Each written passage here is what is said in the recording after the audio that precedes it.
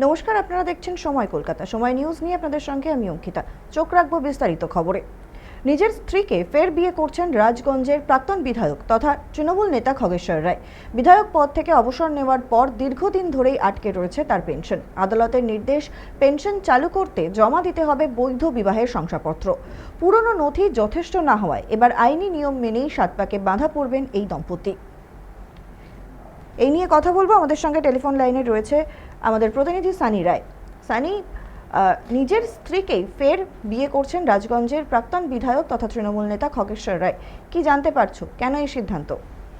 একেবারে দেখো, তোমাকে জানাবো যে তোমাকে একটু কারেকশন করিয়ে দিই যে আমরা যখন এই খবরটি সম্প্রচার করছি ততক্ষণে কিন্তু রাজগঞ্জের যে রেজিস্ট্রি অফিস, সেই রেজিস্ট্রি অফিসে তিনি কিন্তু তার যে পুরনো স্ত্রী অর্থাৎ তার যে নিজের স্ত্রীকে তিনি কিন্তু ইতিমধ্যেই একেবারে রেজিস্ট্রি অর্থাৎ আইনি ভাবে তিনি কিন্তু বিয়ে করে নিন। তোমাকে জানিয়ে রাখি ঘটনার সূত্রপাতটা ঠিক কোথায়।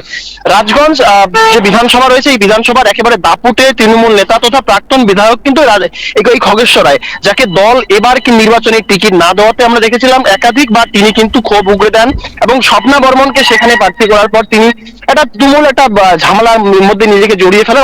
পরবর্তীতে তৎকালীন মুখ্যমন্ত্রী মমতা বন্দ্যোপাধ্যায়ের ফোন মারফত তার রাগ অভিমান ভেঙে যায় এবং তারপরেই তিনি কিন্তু পরবর্তীতে টিকিট না পাওয়ার কারণে তার নিজস্ব যে পদ, সেই পদ থেকে ইস্তফা দেয় এবং পরবর্তীতে যেমনটা তিনি জানিয়েছেন যে আজ থেকে প্রায় একটা লম্বা সময় আগে কিন্তু তিনি বিয়ে করেছেন এবং এখনো পর্যন্ত তিনি যেমনটা জানিয়েছেন যে বাড়িতে তার দুই কন্যা সন্তান রয়েছে এবং দুই সন্তান অর্থাৎ তার চারটি কিন্তু সন্তান, এবং তাদেরকে নিয়ে তার দৈনন্দিন জীবন ভালোই কাটছে। এবং পরবর্তীতে যেহেতু এই মুহূর্তে তার বিধায়ক পদ নেই এবং তিনি রাজনীতির কোনো ময়দানে এই মুহূর্তে সক্রিয় হবেন, এবং যার কারণে তিনি কিন্তু গত কয়েকদিন আগে বিধানসভাতে গিয়েছিলেন এবং বিধানসভাতে গিয়ে তার যে প্রাপ্য যে পেনশন, সেই সমস্ত পেনশনের জন্য তিনি কিন্তু সেখানে আবেদন করতে গিয়েছিলেন এবং সেখান থেকে তাকে যেমনটা পরিষ্কার জানিয়ে দেওয়া হয় যে তাকে তিনি যে বিবাহিত, সেই বিবাহিতর যে স্বীকৃতির যে আইনি যে সার্টিফিকেট, সেই সার্টিফিকেট তাকে প্রদান করতে হবে।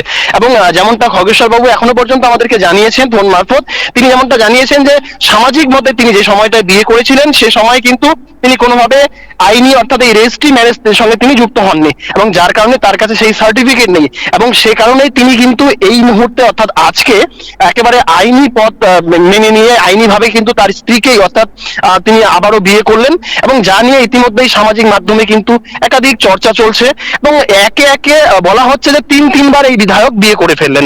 কেন তিনবারের কথা বলা হচ্ছে? কারণ প্রাথমিকভাবে তিনি প্রথমে একেবারে সামাজিক মতে জলপাইগুড়ি জেলার হলদিবাড়িতে বিয়ে করেন, বিবাহ সূত্রে আবদ্ধ হন এবং তারপর তাদের যখন 50 বছর পূর্তি হয় তখন কিন্তু নেতা কর্মীদের সঙ্গে নিয়ে তিনি আরো একবার বিবাহ যে বার্ষিকী সেটা উদযাপন করেন এবং সেখানে রীতিমতো একেবারে যে প্রথম যে বিয়ে, সেই বিয়ের মতো করেই কিন্তু সম্পূর্ণ আয়োজন করা হয় এবং প্রচুর মানুষকে সেখানে একেবারে চাঁদের পাহাড় বসে যায়, সেখানে খাওয়ানো হয় এবং পরবর্তীতে আজকে তার এই একেবারে আইনি পথে বিবাহ। অর্থাৎ এই গোটা ঘটনা নিয়ে ইতিমধ্যেই কিন্তু তিনি একেবারে রাজনীতির ময়দানের ঊর্ধ্বে গিয়ে চর্চায় রয়েছেন। ধন্যবাদ সানি সঙ্গে থাকার জন্য। নিজের স্ত্রীকে ফের বিয়ে করছেন রাজগঞ্জের প্রাক্তন বিধায়ক তথা তৃণমূল নেতা খগেশ্বর রায়। বিধায়ক পদ থেকে অবসর নেওয়ার পর দীর্ঘদিন ধরে আটকে রয়েছে তার পেনশন। আদালতের নির্দেশ, পেনশন চালু করতে জমা দিতে হবে বৈধ বিবাহের শংসাপত্র। পুরনো নথি যথেষ্ট না হওয়ায় এবার আইনি নিয়ম মেনেই সাত পাকে বাঁধা পড়বেন এই দম্পতি।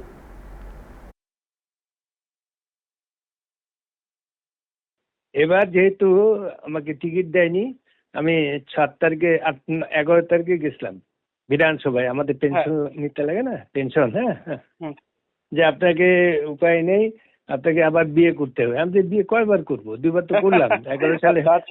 না 74-এ করছি, প্লাস এই যে লোকসভা নির্বাচন হলো না 24-এ, তখনও 15 ইয়ার্স 50 বছর বিয়ে, প্রচুর লোক দিয়ে খাওয়া করেছে। হ্যাঁ, আচ্ছা। আবার না কিন্তু এটা রেজিস্ট্রি করতে হবে, করতে হবে।